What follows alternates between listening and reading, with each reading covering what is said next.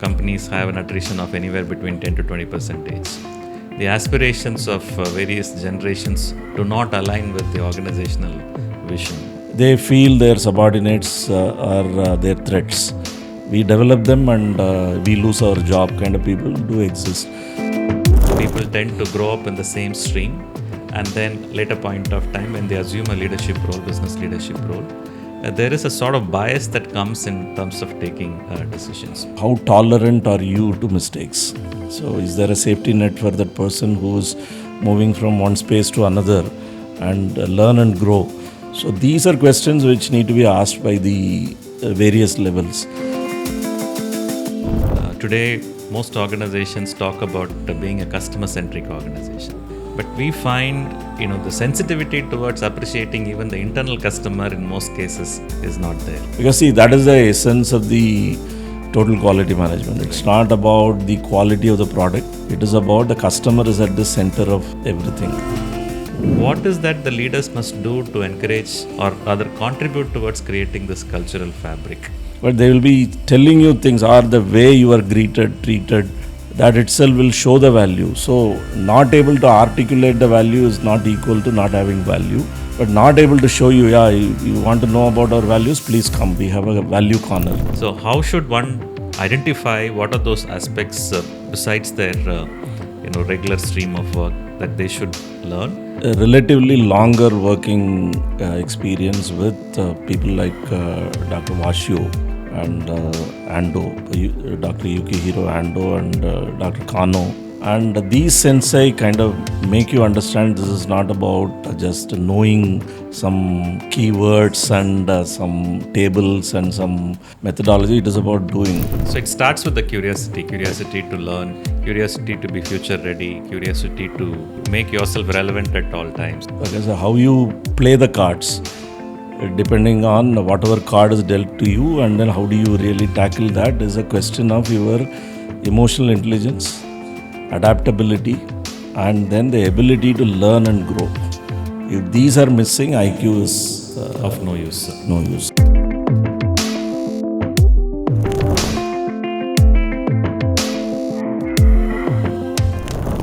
A connected question is, when we talk about succession planning is not a new one for most of us in the business, but then this is one area which is considered as an important one, which often gets discussed at the board level, but in terms of practice, it's not given its due importance for various reasons. One is, companies have an attrition of anywhere between 10 to 20%.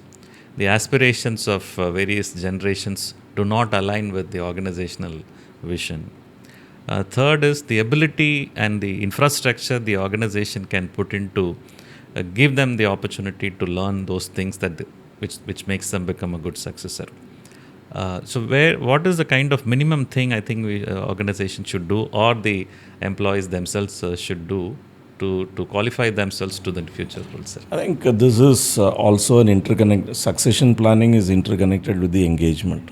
Okay, engagement is not a one-way street. It is not about how the company engages with the employees. It is also how the employees engage with their own work and the company. An engaged employee would find an opportunity to solve a problem and be visible and develop him or herself to be somebody bigger than what he or she is today. Okay, that is one aspect of it. The second aspect of it is if such an employee, self-driving an employee who is taking initiative does not find enough opportunities within the same business, they will move out elsewhere. Okay, which is also another reality. The third thing is there are managers who willingly give projects, knowing fully well that this person is not fully prepared, but capable of doing in his or her own opinion, either from a distance or closely monitoring and helping the person to succeed. Some do.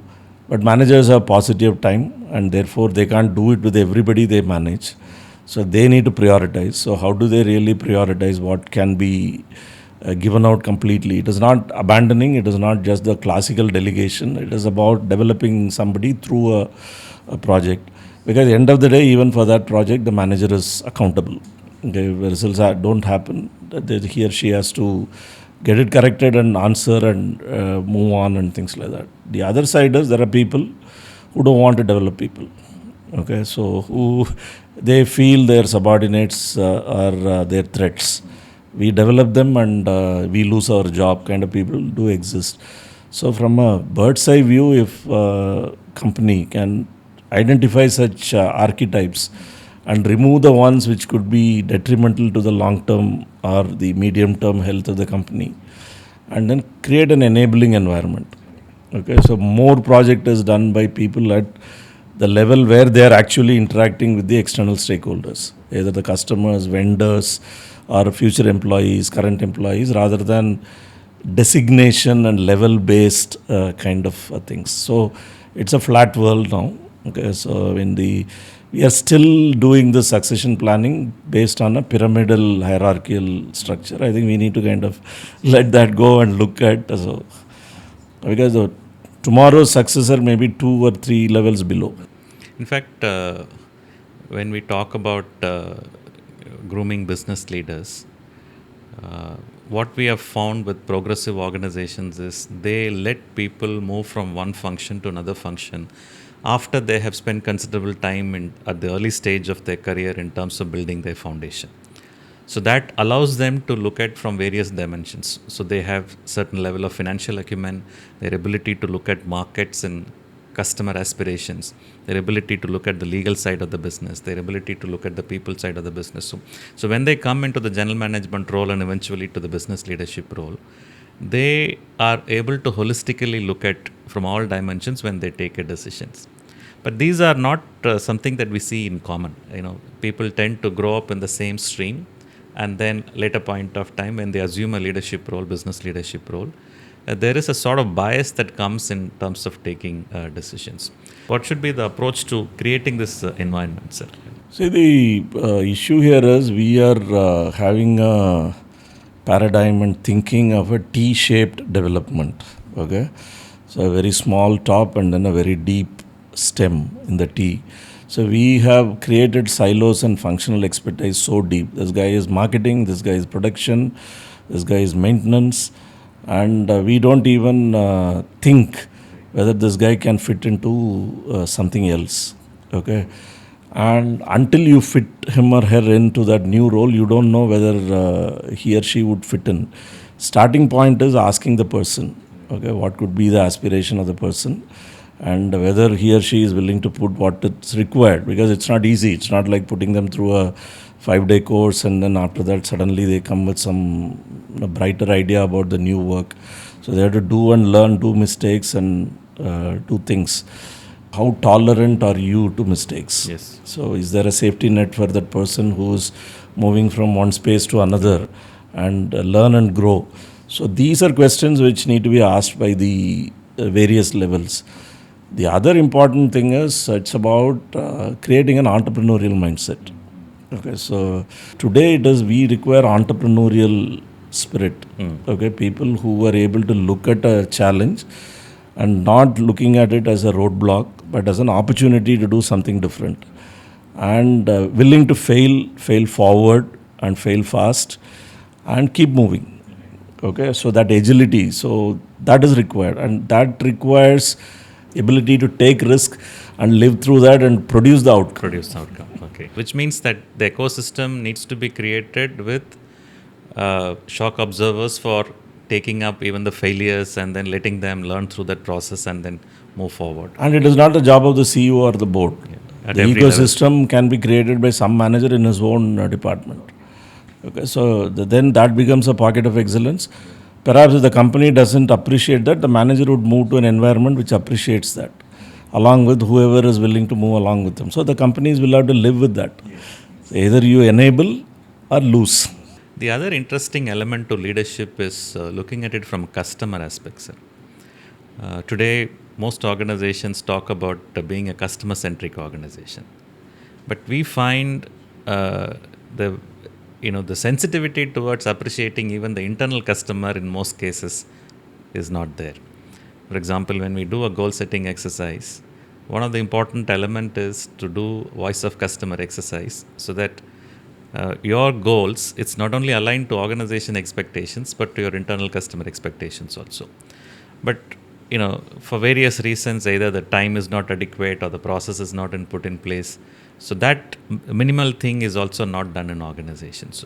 So in that case, how do we create a customer-centric organization? How do we make the last man in the organization to look at what the customer is really looking for, not just also at the current moment, but what is the likely change in their preferences and choices? So what should leaders at different levels need to do? How many of us have actually really articulated to the frontline guy how your job is impacting the customer? Have you really told the frontline person who the customer is? Okay, say for example, the frontline guy not necessarily means the guy who's in the shop floor or in the sales force. Okay, the frontline guy could be a receptionist. Okay, the frontline person could be even a janitor. Okay, so have we really articulated it in a way that relating their job and the outcomes of their job to the customer they serve? For, yeah. Okay, the customers they serve, okay, directly and indirectly. If you have not done that and expecting them to understand that is, I think it's injustice. Okay, and second thing is the paucity of time not allowing this to do. I think it's an excuse. If this can be, somebody wants to get it done, will make it happen. Because see, that is the essence of the total quality management. It's not about the quality of the product. It is about the customer is at the center of everything. Okay, and the customer is not necessarily the customer who pays for your product. The customer who pays for your product, who consumes it directly, then he or she makes the larger part of the customer domain. But the product also gets discarded and dismantled and reused or recycled. So that chain is also a customer. And then there is a fair amount of work which goes before you produce a product and give it to the customer, and those are internal customers, like you said.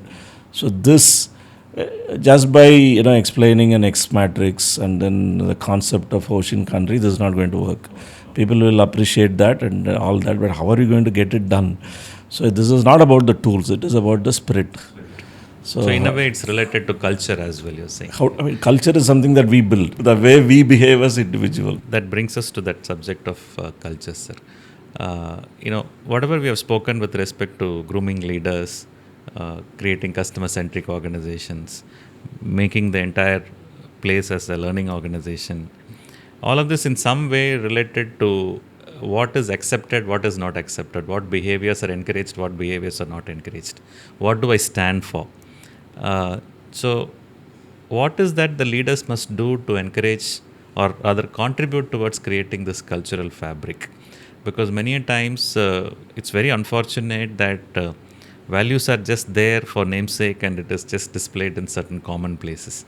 And when you ask managers, they are not able to articulate, they are not able to decode the values. So if that is the kind of a case, so what should really the organization do to push even managers who do not understand what is culture building, but they have a critical role in doing the same? So where should we start, sir?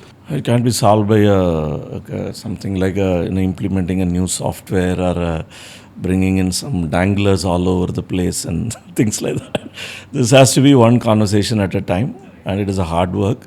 I mean, you go to some shop floors where you see 0 ppm is our aim. So you ask somebody, so from how long this has been there? Okay, so somebody might say that last 5 years, 10 years.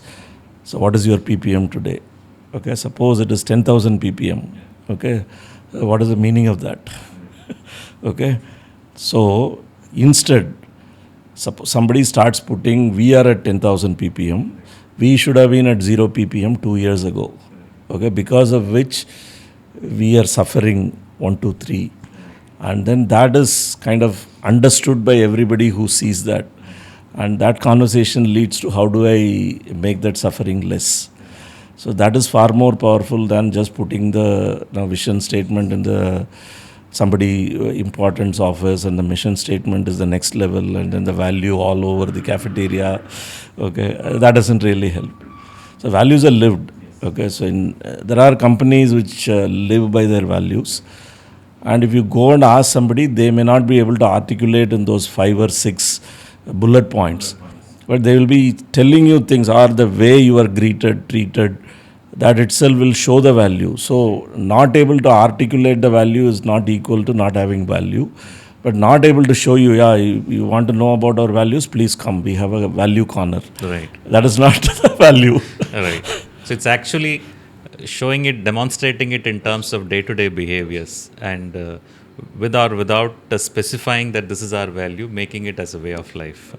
So you seem to have a fascination for subjects like total quality management, artificial intelligence. I mean, I could see the kind of continuous learning habit that you have picked up, and you want to really make yourself relevant to the current context.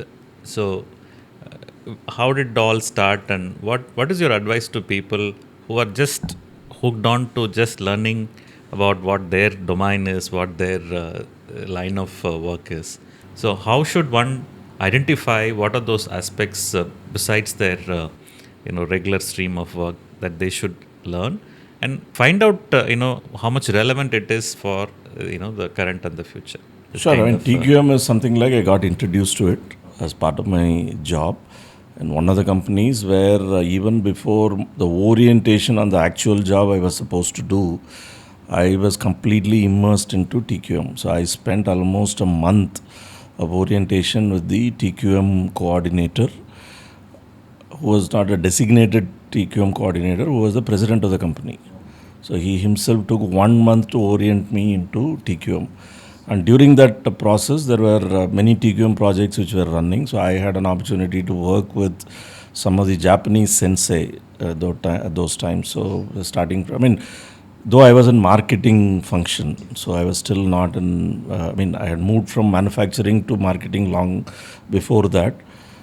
So I was asked to work on some 7 QC tools and things like that. And then I had a relatively longer working experience with people like Dr. Washio and Ando, Dr. Yukihiro Ando and Dr. Kano. And these sensei kind of make you understand this is not about just knowing some keywords Concepts. and some tables and some methodology. It is about doing. So many of them are very, very tough sensei. It was quite interesting that it is actually something about whatever you do. It is not about the quality department or product quality. It is about whatever is being accepted or not accepted by the customer. Okay, what customer accepts today, she may not accept tomorrow, because the customer expectation may keep evolving and you don't have any control on the customer expectation. And many companies, many businesses erroneously think that they can actually educate the customer. But the customer is far more educated than the businesses about the business's own product, because they have choices, and they have now it is even more so. Anybody can refer to any information on anything they want to know. So therefore, how do we really anticipate what the customer might need tomorrow? And this is where the voice of customer is not like a rear view mirror.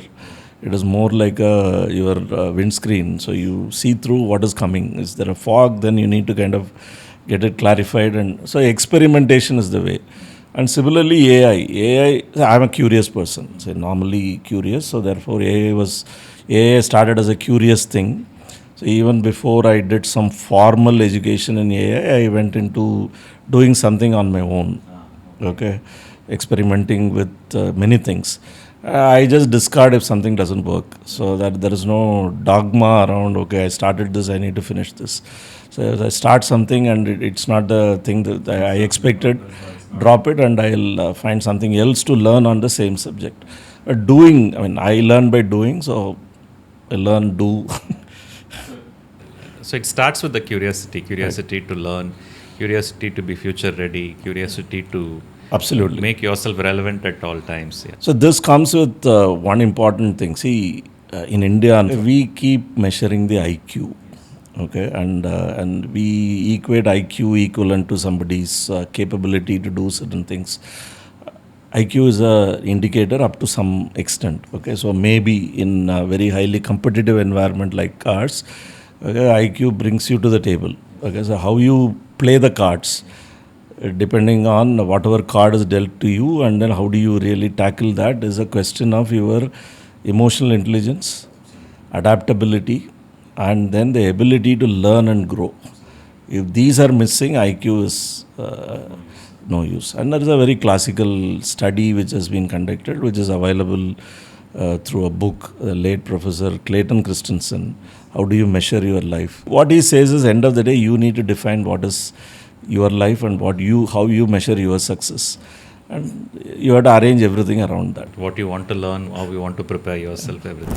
What is it? I mean, the title itself, leadership in AI. So I was just wanting to curiously. AI can be useful if we are very, very clear about where we want to use it and what outcome we want out of it. And we need to work with people. What should and how should leaders or managers prepare themselves to also simultaneously work in creating pipeline? Influencing that person to develop him or herself. So that's the only way you can develop this so-called pipeline. We have seen people, they're good at managing one region, but suddenly you give them multiple regions, they find it difficult.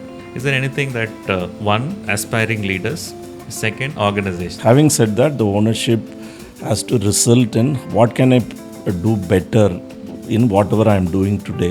It is not about the next job and the next job and the next job. It is about, can I do something better? In the process, I grow either within the organization or outside. That is a different. Today, at one side, companies are talking about coming up with various policies to retain talent. On the other side, talent availability itself is a crisis.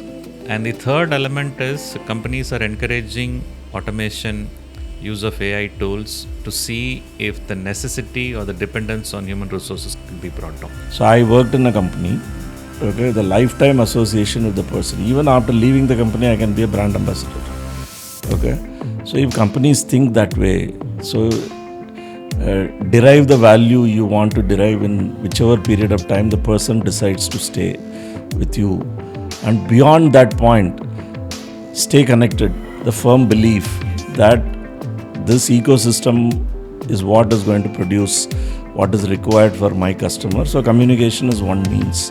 I find people tend to jump directly into defining the KPIs, KRAs and the targets because there are certain trends which they've seen in the past and they know that this is relevant for the future also, and then they'll say many a times the relevance of strategy or what is strategy is not understood very clearly. For example, you call it plan, strategy or whatever else you want to call it. If it is not executable, it is not what it is. I find them genuinely, they struggle in terms of looking at what should be the approach to not just incremental growth, but to take a quantum leap. It's not about 120 to 150 crore in how many years. My purpose is this. If I may serve this purpose, I am able to find customers who will appreciate the value that I create.